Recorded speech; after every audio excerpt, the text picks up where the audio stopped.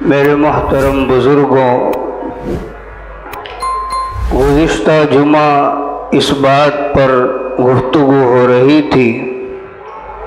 کہ ہم بلا وجہ بغیر کسی تحقیق کے ایک دوسرے سے بدگمان ہونے سے بچیں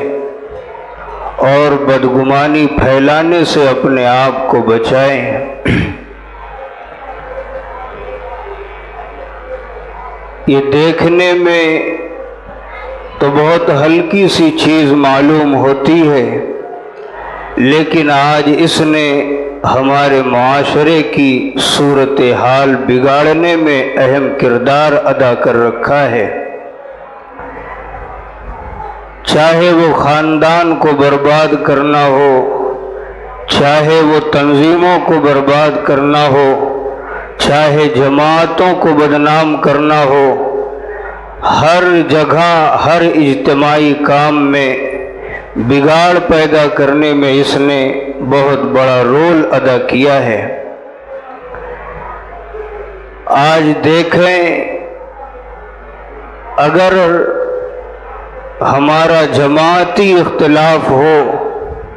یا مذہبی اختلاف ہو یا سیاسی اختلاف ہو، کسی بھی طرح کا کسی تنظیم سے اختلاف ہوتا ہے تو بس اتنا کافی ہے کہ وہ ہمارا مخالف ہے، اس کے ساتھ خون اس کے لیے حلال ہو جاتے ہیں، اور جو چاہے اس کے بارے میں اب کہے، جو چاہے اس پر الزام لگائے اور جتنی چاہے اس پر تہمتیں لگائے، اب دوسری تنظیم کے لیے اور اس کے ہر فرد کے لیے بغیر کسی تحقیق کے اور بلا کسی وجہ یہ ساری باتیں حلال ہو جایا کرتی ہیں۔ اب اس کے نتیجے میں جو بدعنوانیاں پھیلیں گی، جو بگاڑ ہوگا، جو لڑائی جھگڑے شروع ہوں گے،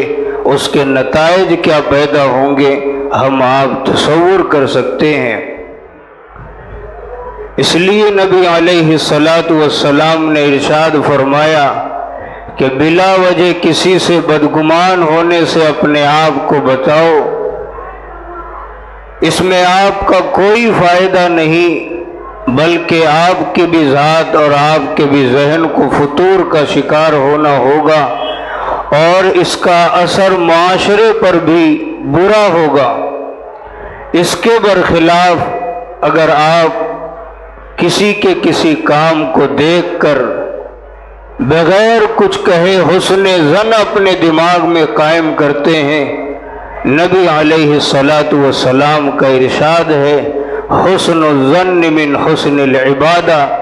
آپ کو اس سوچ کے اپنے اندر پیدا کرنے کے لیے اگرچہ کوئی محنت نہیں کرنی پڑی، بظاہر کسی قسم کی کوئی عبادت انجام نہیں دینی پڑی، کوئی مشقت نہیں اٹھانا پڑا، لیکن اس پر بھی یہ جو حسن ظن آپ نے اپنے ذہن میں قائم کیا ہے، اس پر بھی اللہ تعالی آپ کو ثواب عنایت فرمائیں گے۔ اب آدمی خود اندازہ لگائے کہ بلا وجہ بدگمانی کرنا ہمارے لیے اچھا ہے یا بغیر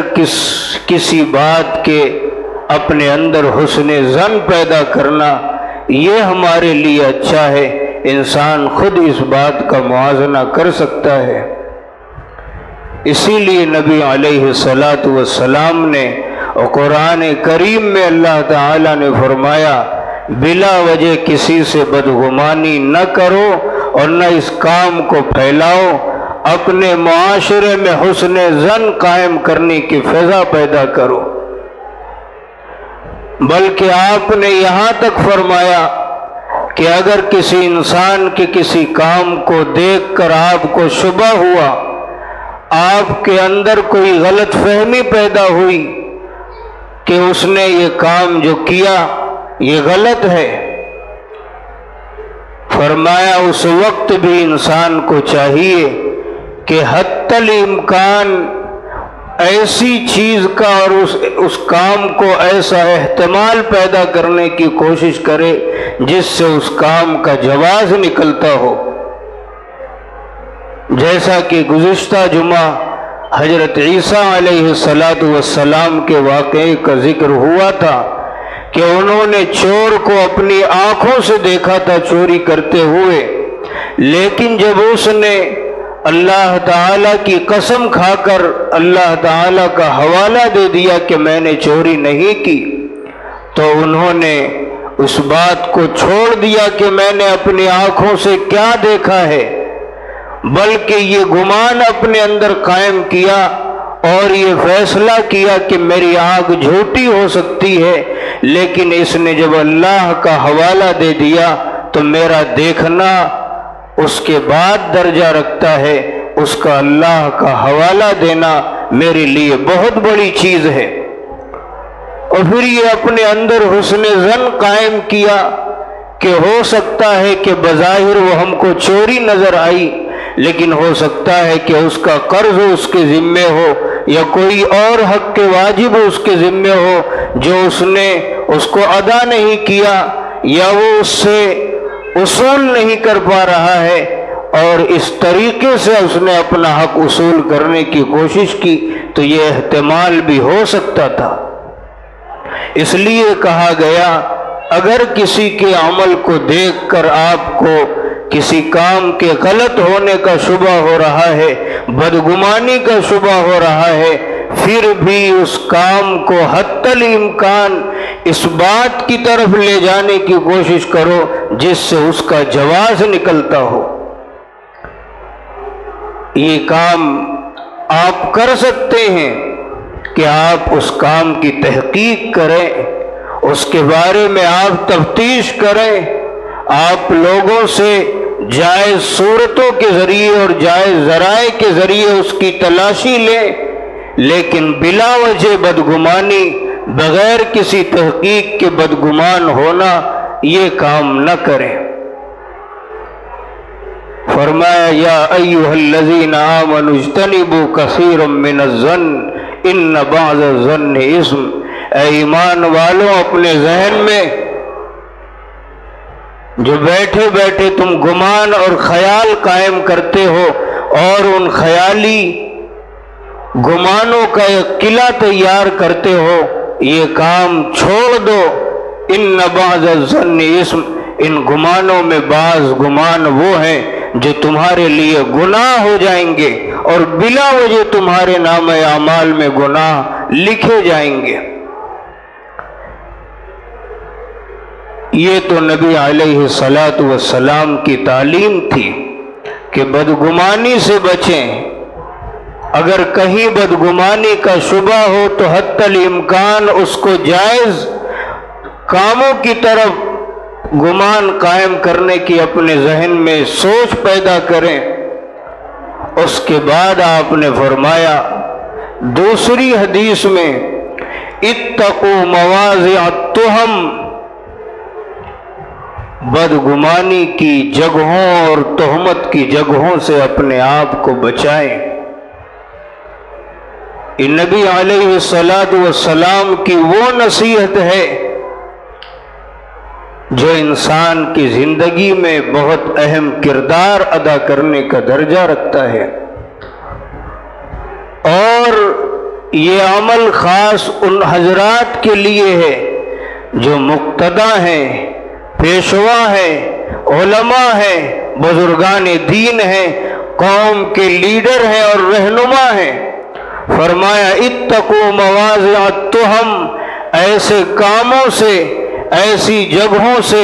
ایسی محفلوں میں جانے سے اپنے آپ کو بچاؤ کہ جہاں جانے کے بعد، جہاں کھڑا ہوتا دیکھنے کے بعد لوگوں کے ذہن میں کسی طرح کا شبہ پیدا ہو، لوگوں کے ذہن میں کسی طرح کی بدگمانی پیدا ہو، لوگ کوئی غلط خیال اپنے دل میں قائم کریں، ایسی جگہیں بھی جانے سے اپنے آپ کو بچاؤ۔ بالخصوص علماء، صلحاء، بزرگان دین، اس لیے کہ دنیا ان کے ایک ایک عمل کو اپنے جواز کے لیے ذرائع تلاش کرتی ہے،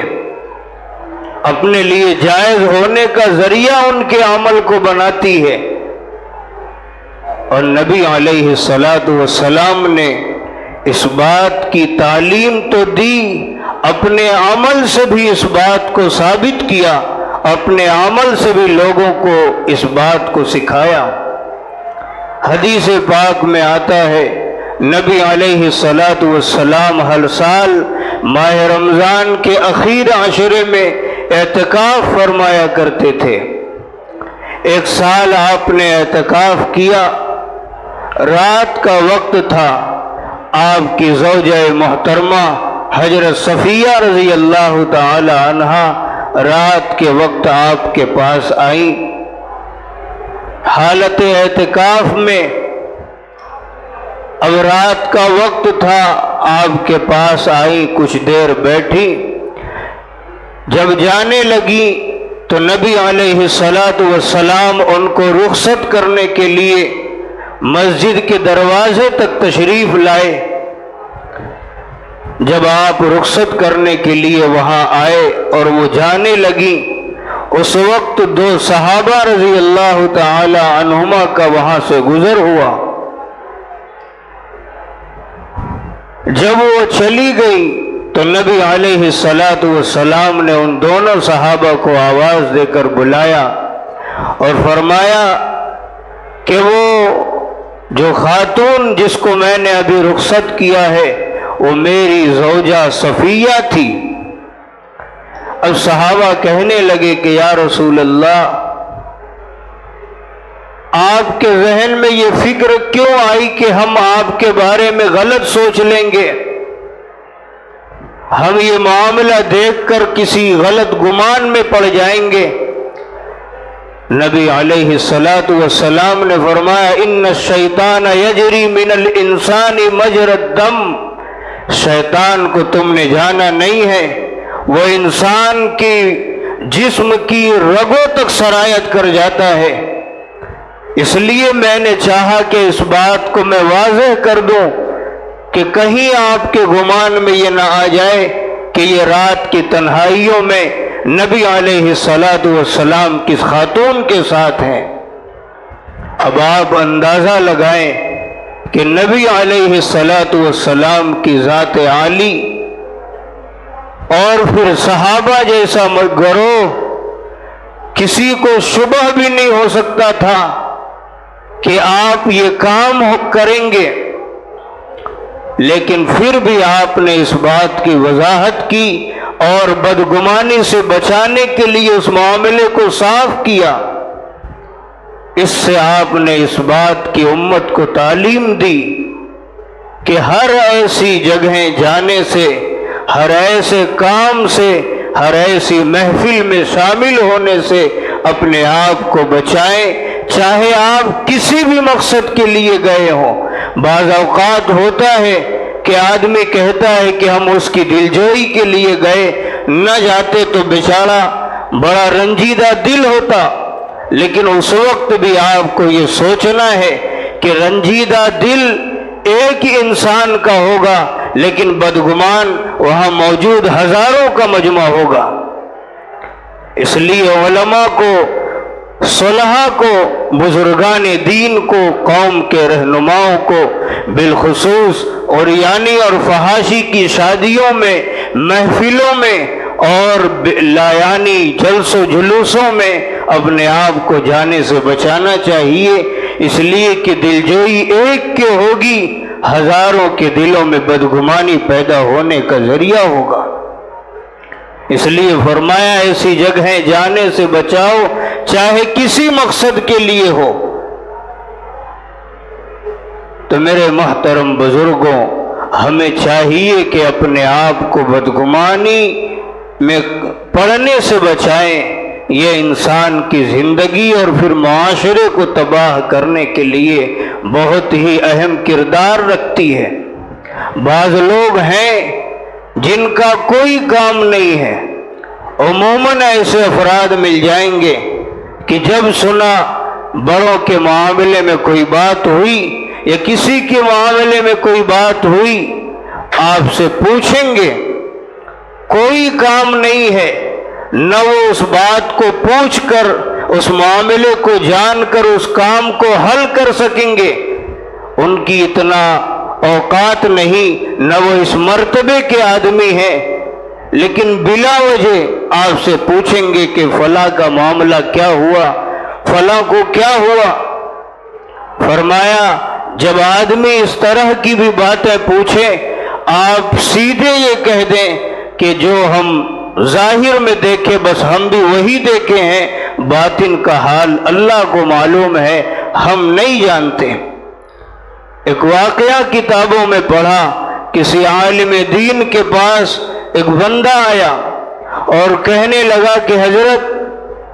हमने सुना फला मशाइख की किताबों में बड़ी गड़बड़ी है, उनकी इबारत में बड़ी कमी बेशी है।